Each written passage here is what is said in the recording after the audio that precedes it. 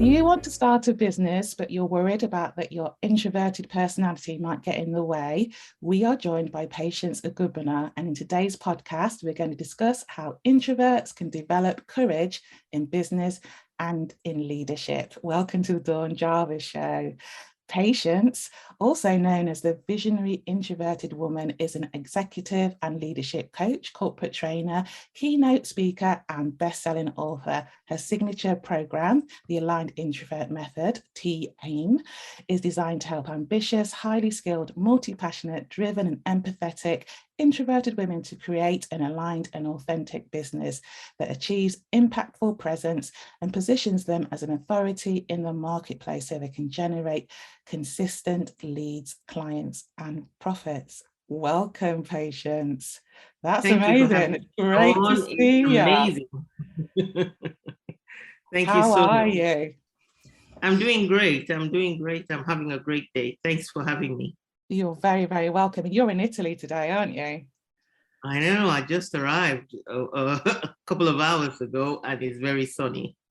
That's lovely. That's lovely. So you're a jet setter. You're all over the world doing your thing. I'm very, very jealous.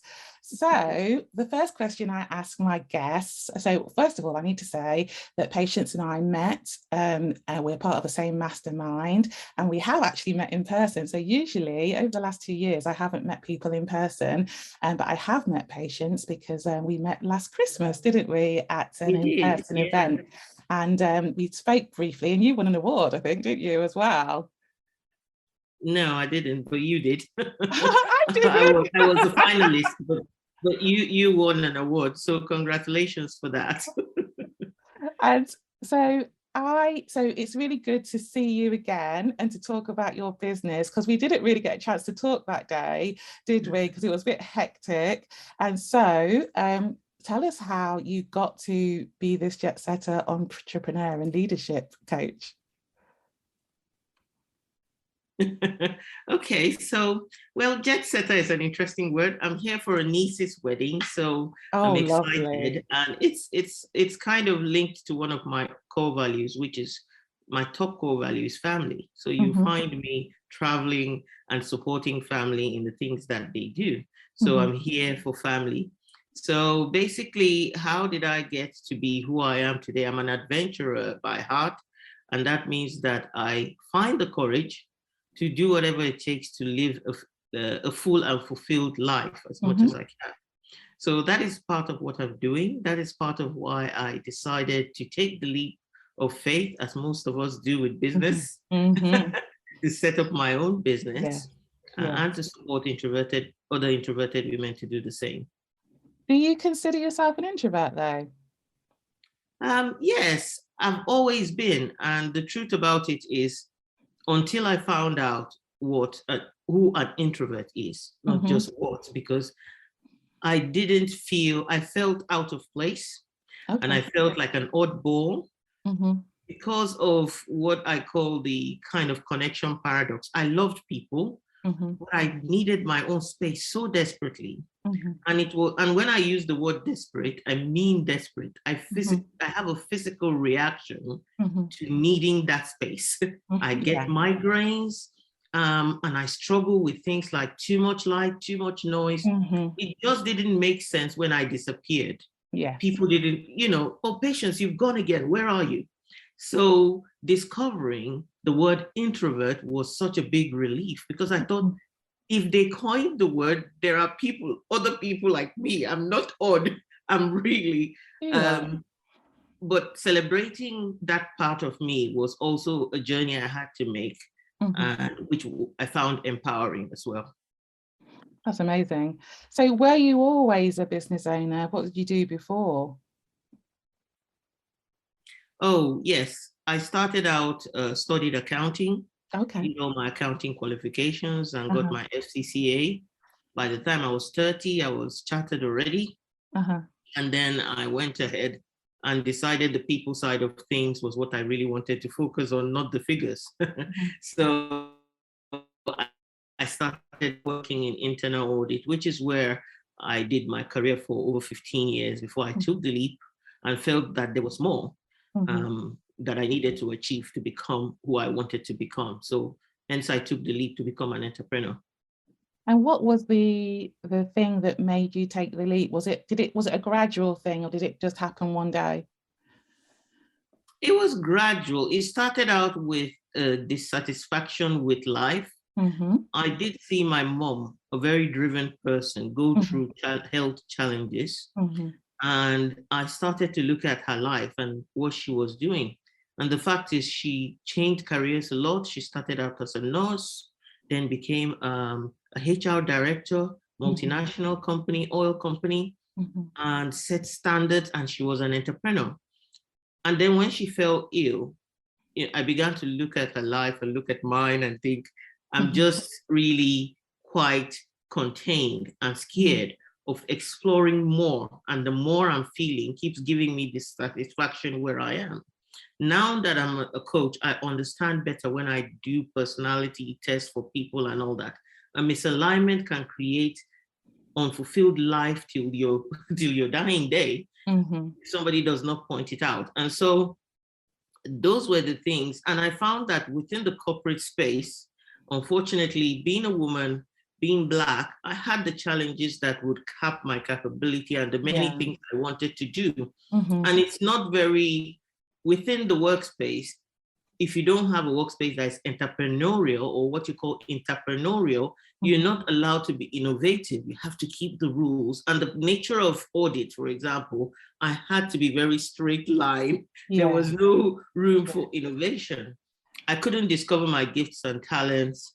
And I also found that coaching made a lot of difference in me accepting who I was. I was able to discover coaching, and I thought training doesn't work as much as coaching is the most potent thing ever. So that was a journey I started to make. Then when mom died, it became like, what are you waiting for in life if you don't take the leap? That was the first thing. Then I had another tragedy where a brother-in-law died very close to me. I'm so sorry. And that was the leap I just needed. I just said to myself, I asked myself this very key question: would I want to be doing this by the time I get to the end of my life? And that was the answer I needed. The answer to that was no. What I want to do, I've not started doing. So I had to find the courage. I don't say to people, take your leap lightly. It might be a leap of faith, but you need to have wisdom. So I had an exit plan that was like, if I can't find the courage, I'll find a way to do it side by side. And it was a 3-year plan. That included creating a financial cushion for myself so that if I decided to take the leap, I wouldn't look back. But again, I mentioned at the beginning, family is my core value. My family wouldn't be at a loss because I want to pursue my dreams. But I was able to do that within 18 months and take the leap and start my business. That's an amazing story, and it resonates with me in that, you know, that you can work for an organization and there's some straight lines, and there can be quite a restriction on being entrepreneurial or intrapreneurial within the business. I used to, when I worked for the health service, I used to think I was like a public sector entrepreneur, that I wanted to do it within, and so I worked in change management. But sometimes it's quite difficult to do that because you can't do it unless people come with you, and you need the position and the authority to be able to do that. And similarly to you, I thought, you know, I had a death in the family, my sister died, and then from that point I thought, you know, you only got one life, you've got to live it. And one of my sayings is do what you're doing, you need to do what you want to do, because you know, you're a long time dead. So, you know, so that was the push that I needed. But again, because you've got family, because you know children, house, you know, whatever, you need to have that cushion behind you. So it's taken a leap, but it's being aware of the risks and sort of like really thinking that through. And I think that resonates with a lot of people that I know, that we know, about how you manage to sort of like fulfill your dreams, but also fulfill your responsibilities, obligations, you know, the things that are valuable to you. And I love the way you say that about, you know, you've got the family of your family is a value, as one of your values, because that then sort of guides what you do with yourself and your business. So you didn't just say, well, I'm doing a business and the family can starve. You sort of like thought about it, what will the impact be on the family, and sort of like, so to make that happen. So yeah, love that.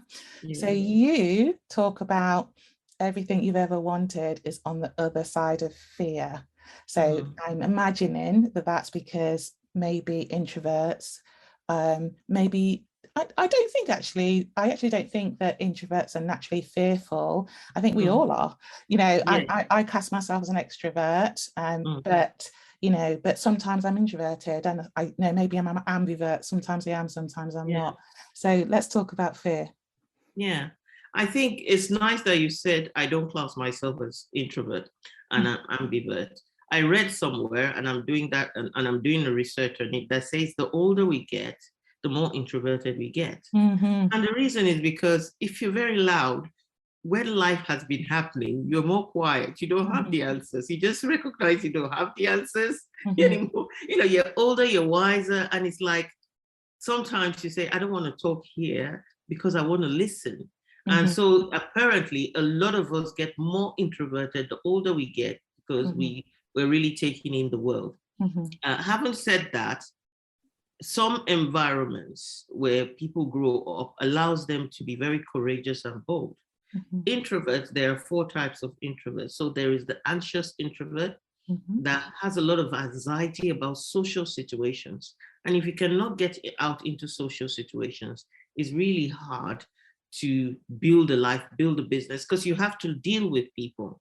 And then you have the thinking introvert that is always in their heads, right? Yes. But then you also, you have like the social introvert, for example, who really is out there loving people. And you also have the restrained introvert, who is restrained and just is very cautious about people, before I trust you. So when it comes to fear, you can put it on a spectrum. For me, I talk about the fact that everything you ever wanted is on the other side of fear. And the reason it's not my quote. I think the first time I heard it was from the John Maxwell team, which I'm a member. And it's all about the fact that fear always behaves as if it's a block and a barrier. And we have what they call the terror barrier. I've heard the word terror barrier. You get towards that thing and you shudder back in fear and just stay in what I don't call the comfort zone, but the discomfort zone, because you already know your potential is on the other side, right? So you're not comfortable on this side. So you're not in any comfort zone, but that is what you know. So you try to coax along with life. And everything you ever wanted requires you to stretch. And if you think about a child, do you think that most children that get up and walk, they do it without fear? Their body and their brain is telling them it's time. Yes. But each time they fall, they feel the pain. Ouch, my bum hurt. I hit my leg. I'm not steady on my feet. Yeah. But that walk is on the other side of conquering that fear, conquering that pain. I say children can teach us a lot about courage, right? Yes. Because their brain is telling them, they keep getting up. They keep getting up. And at some point, even as a parent, you start letting them take the knocks. Most of us will have that knee-jerk reaction. We would run and grab them and go, don't do it, because but after a while, we recognize they're not going to give up, right? They're not going to stop. So we just let them, because we do know that we also are walking because we continue to go. So everything you ever wanted is on the other side of that fear you have. You have to push through that terror barrier to get there. The quote, one quote I love, it says, difficult roads can lead to beautiful destinations. And it is true, isn't it? Yes, certainly. You have to invest.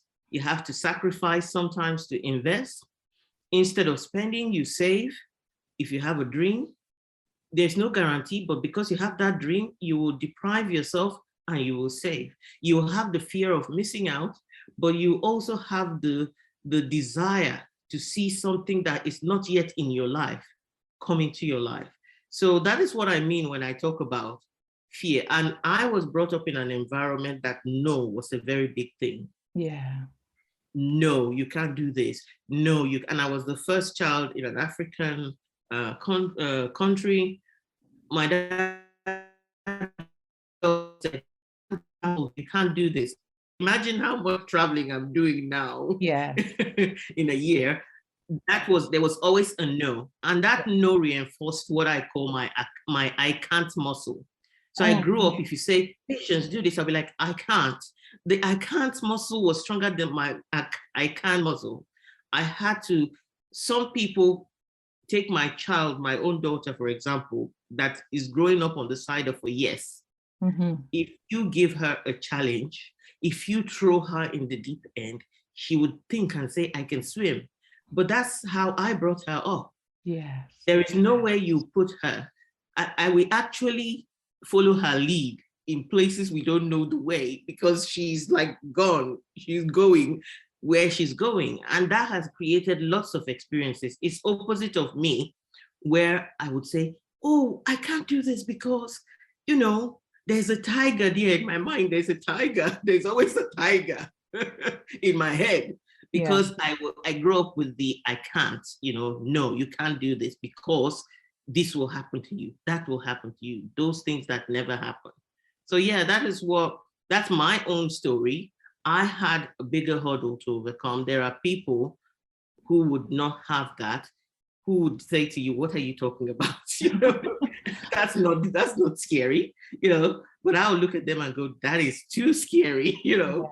But I have overcome that to the point where I'm helping other people who can see me on social media and they say, you cannot be introverted. And I just laugh and think, you don't know what it takes for me to get out there every day. Yeah, there's a lot of bravery around that. I really hear that, and I love that explanation as well. And I think that, you know, I try to say yes if I can. So that's my mantra. And it started when I was working and I was a manager, and I had this, I come from a similar family that it's the automatic answer is no, to the point where I stopped asking because I knew the answer was going to be no, so I just didn't ask. So, and then when I first had a team, I was quite authoritarian. I was quite like my parents in that way. And that didn't really work out at all. And I'll talk about that another day. But, and then when I had my next team, I learned the lessons. And so my mantra was, if I can say yes, it was within my power and resource to say yes, I will say yes, because that opens you up to a lot more different experiences. It is scary to always say yes, but I think it's a more positive way to move forward. And that doesn't mean I don't get scared, because I do. But you know, if I'd say if there's an opportunity, if there's an opportunity and I can say yes. So a friend of mine invited me out yesterday, and you know, I've not been going out that much, and I thought, well, there's no reason to say no, so I better say yes. So there you go. So that's really, you know, so I love that from you. So you also say, and I think you've talked about it, sort of how you know about your values in your family, is one of the most courageous things to do is to align yourself to something that matters. Talk to me about that. Yes, because what matters to you would not matter to everybody. And you might have to communicate that in your attitude to life, in the things you say yes to. So yes, you have to say yes, but there are times when if it's misaligned, you say no. So basically, you have to find the courage to align yourself. So when I talk about the fact that I didn't feel like my potential was going to be fulfilled in accounting, I was able to get information that helped me realize that the typical career path for me, you know, in African wasn't. So before I start moving all over the place, the typical career path for me is people oriented, even though I'm introverted, which is interesting. But that comes out of my personality type. I'm a high I on the DISC scale, which is something I also use for my clients. And basically that showed me that I was not a figures person, which is more in tune towards a C personality, natural inclination and what. Nevertheless, I did all my qualifications, right? So you can be nature versus nurture in what you do. But at some point, you might say, for me to really show up and be authentic, I've got to align to who I really am. You know, a space where I love people, a space where I love people, and a space where I embrace people courageously. So basically, you have to find the courage at some point in life to ask yourself, am I aligned with everything that matters to me? Even if it doesn't matter to the next person, even if I have to stand alone because it matters to me. And the other thing that matters to me, for example, is freedom. Yeah. I love stability, but I love freedom more. Freedom is my top three. It's in my top three.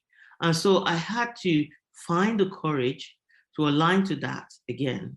And we all have to say, the first step is, what are my core values? Because most people I know have not actually sat down to actually really analyze it based on the things that they feel disappointed did not happen in their lives. And many times it's, believe you me, it's not the 5 million they did not make or something.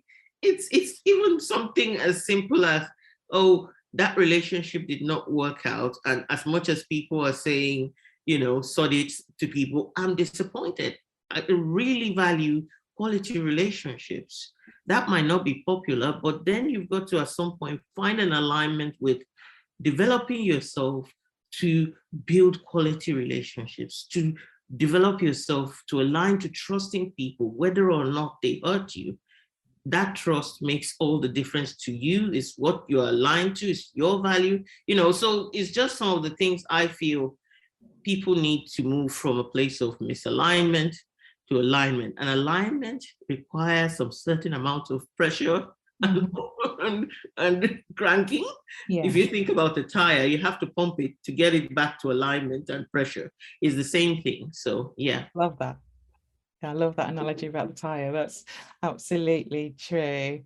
And one of the things that you talk about as well is that at some point you're going to have the courage to lead yourself and others to achieve fulfillment in your life. So I'd really love you to talk about that too. Yes. So basically, I believe that leadership is not is it fad, or it's not a buzzword the way people make it sound. When you look at our world, it's broken because of lack of leadership. And leadership is needed in the house, you know, Yes. it's needed in the workplace, it's needed in countries, it's needed in communities. It's unavoidable. But what some of us call leadership is dictatorship, is control. So quality leadership. At some point, you've got to find the courage to lead yourself. That means you've got to say no and put yourself on the naughty step of discipline to remove bad habits and behaviors that are not serving you. Yeah. Self-sabotage is real. And for you to overcome self-sabotage, you need to develop self-leadership. Once you've then done that, we are talking about entrepreneurship here. Even if you don't want a team, managing a freelancer requires you to have certain delegation capabilities, communication capabilities. All that comes under leadership. So people think about, oh, leadership is for that brave person who is very loud, who looks confident. No, in your house, great leadership will make parenting easier. You don't have to back for your children to take action. You know, I always say, oh, GCSEs, you know, I was telling my husband once, I said, I'm really a bad parent. You know, I've not been shouting at my daughter. I said, but why do you need to shout for her to read? Because she sets her timetable, she goes to the lab. You know, none of my kids had any, you have to remind her to read their books. So, and they always then excelled. When you think about micromanagement, that is my worst nightmare, because I'm thinking, I want to be free. Freedom is my core value. So why am I micromanaging you? I'll never be free. I have to keep an eye on you. I handle life. They say how you do anything is how you do everything. So when you think about also the hierarchy of need that we have, you keep ascending until you get to self-actualization, which is the top level. before you get to that level, the middle part requires you to build trust and likability with people and empower those people that to self-actualize. It brings out a different level of capability within you, which is directing people, giving people. So all of us at some point need leadership. It's not a question of, it's a luxury. You would see people's lives. If you're not leading your life, you are just living your life. And there's a difference, isn't it? Yeah. I love If you're not that. leading your life, it means you are subject to just living according to all the uncontrollables.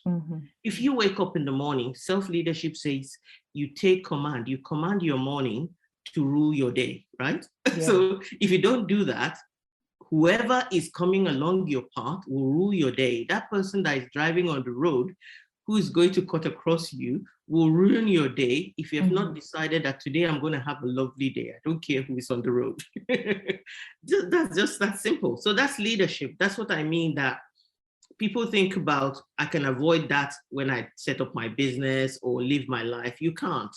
So the question is, are you going to be proactive to say, what type of leader am I?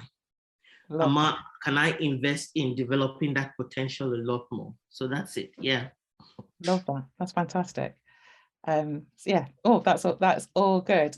And you've written a book, haven't you? Which I'm sure encapsulates a lot of the things that you've been talking about. Tell us about your book, Patience. Well, my book, that book is, I wrote it when I first took the leap. Because I asked myself what facilitated my capability to take my leap. So it's called Aspiration to Transformation, and it's just 10 steps that get you from a place of discomfort to your empowerment zone. So I use the word discomfort, like I said before, because to take the leap, you need to understand that you're comfortable. Don't say you're comfortable, you're not, because that's why you're thinking of a leap. So the next step is to understand that there are steps you need to take towards empowering yourself to fulfill your dreams. So this book I wrote is a very small book, but it's all about the 10 things that I believe are mindset shifts that will help you if you were to talk of strategies and how you plan, talk about productivity, it talks about the fear factor, for example, in there. So yeah, so that's, and it's on Amazon for anybody who wants to access it and read it. Brilliant. And the links to that will be in the show notes. And I'm gonna get a copy, actually. I think it'll do me a power of good. Yeah. So I always ask my guests about how they stay focused, positive and productive. You're an entrepreneur, you're an author, you're a coach, you're a speaker, you do travel around the world to do that, and you seem to do a lot of things, and you're raising a family as well. So my first question is always, how do you stay focused, positive, productive so that you're able to do that positively? And then my second question is around your health and well-being. How do you manage to maintain your health and well-being? And the reason I ask that is that I have a theory, based on myself, that entrepreneurs are quite driven people, because to take that leap, as you say, does take courage, and it does take drive, and it needs a lot of resilience to carry on. And then it's a thought of mine, and maybe I'll do some research on it, is that while you're being driven about that, it's quite easy to neglect other areas of your life, be that your family, be that your health. So I have a problem with drinking enough every day because I forget to drink. And so I ask all the business owners that I have on the show, how do they manage it? So Patience, over to you. So I'm going to be honest and say I didn't used to manage it. Yeah, I think that's true of most people. Until I got burned out. I was very driven, and I thought, I'm unbreakable, I'm invincible, I'm unstoppable. All those cliche things that we say and coaches say out there, like, and I would encourage people and things. But then my body began to release the nasty cortisol relating to stress. And at some point I got burned out, And obviously my GP was very angry with me. They weren't happy with me, but that became a wake-up call. I like the word you mentioned, which is resilience. So resilience is the capability to get up when you get knocked down. You build that capability as part of the process of your living, not kind of, because life will come at you to try and knock you down, yeah? But if you have not built the capability, if your immunity, for example, look at COVID, if your immunity was not taken care of, COVID would just floor you. It will tell you, you know, it gives you the gauge of your immunity. So it's the same thing with your capability to do business or do anything. If you will get knocked down, you meet the challenge, you meet challenges. But if you have not built that capability, then that challenge will floor you and you suffer burnout. And for some people, burnout is lights out. They don't come back from it. Yeah, it's a heart attack, you know, cardiac arrest, you know, brain freeze, whatever. So if you're lucky, I said from burnout to blessing, because for me, it woke me up to what is non-negotiable for me.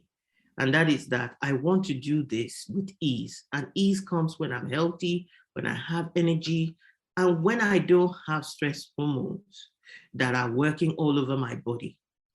It's not even, people talk a lot about exercise, they talk a lot about eating. Let's talk a lot about style. You talked about productivity. In creating your productivity, do you recognize when your body says, enough, I need a break?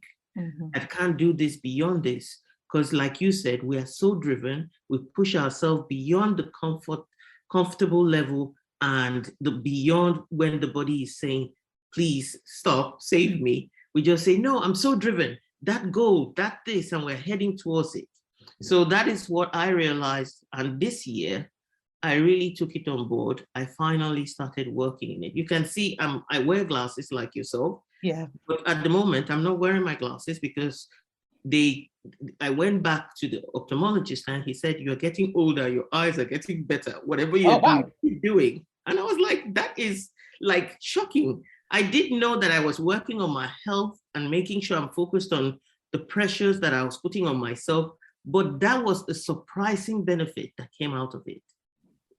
That's Can imagine. Yeah. So I started then I'm not saying I've got it 100%, but if I find the opportunity to press pause, I do. And I want to say this a bit about introverts versus extroverts. Extroverts can take a lot of external stimulus and thrive. Introverts will go on a burnout from it. And so also it's about speed as well. A lot of introverts don't like it when I say we are the slow burn people. And sometimes that slow burn is necessary in the way you do things. It's not procrastination. It's a need to think things through and take your time, and not because once you're going too fast for your brain, the anxiety comes in. The anxiety releases stress hormones in your body. You freeze and all those things. So it's look at yourself. Who are you?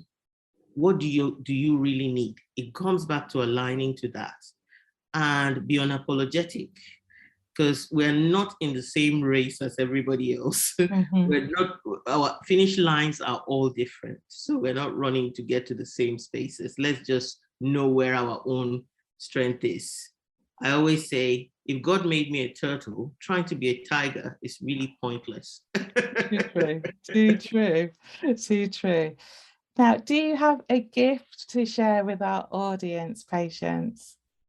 Yes, I do have a mini course I wrote, which is just a 15-minute video, and it's got a workbook, and it's on my website, and it's introvert-friendly strategies that will help you create impactful presence. Because like we all know, introverts tend to want to shrink back and feel like a lot of strategies out there for extroverts to show up consistently, to, cannot cope. I've already talked about the energy. So this gift gives you a couple of strategies that you can apply, that you can adapt to be able to survive, but also to gradually create that presence, to be recognized so that your clients can find you where you are, or so that you can be recognized by who needs to recognize you to position yourself as an authority or to give you the opportunity. So you find that on my website, www.patienceogunbona.com. And there'll be some the links in the show notes as well. And thank you very much for this. Now, Patience, this has been a lovely, lovely, lovely conversation, and it's really great to share this with everybody. How do people get hold of you if they want to talk to you, find out more about your work and what you do? Yeah, so you have my website, which I've said is www.patienceogunbona.com, but I'm constantly on LinkedIn. I love LinkedIn, perhaps because I came from the corporate world and I speak the language. So you can find me a lot on LinkedIn and connect with me on LinkedIn, put in a request, say where you heard of me. That makes it easier to say yes, because people tend to just hound you, isn't it, on some of these platforms. Yeah. But if you can say where you connected with me, I love connecting with people, trust me. I have conversations, invite you for a coffee chat, and you can come talk to me. So yes, LinkedIn and my website, you have a lot of resources from both places. Brilliant. Brilliant. It's been fantastic talking to you. Really enjoyed this one. Do you have a final tip, strategy, actionable that people can take away with them today, Patience? Yeah, I think I wrote a post this week, and it was talking about basically don't sweat the small stuff. Mm-hmm. So small stuff are things that I personally say, if I get to my deathbed and it doesn't matter, then I'm not going to make it matter. But if it matters, if I'm lying on my deathbed, would I be wanting permission to go fix it or a second go at it? Then I'm going to do it, because that's not small stuff. That is life-defining big stuff for me. So I don't sweat the small stuff. And I want to admonish other people to think about, oh, that person talked about me and they said blah blah, I'm taking it to town. Mm-hmm. Don't lose any sleep, move on. Will it matter tomorrow? No, move on. That's the small stuff. So those are the things I would encourage. If you forget anything, remember this: don't sweat the small stuff. Define the small stuff and the big stuff and focus on the big stuff. Fantastic. I love that, and I love you. Thank you so much, Patience, for being a guest on the Dawn Driver Show. And that is it for today, and another brilliant one. And if you liked it, let's like it, share it, subscribe to the channel, and let us know what you think in the comments. We'd both love to hear from you, and we'll speak to you really, really soon. Take care, and bye-bye.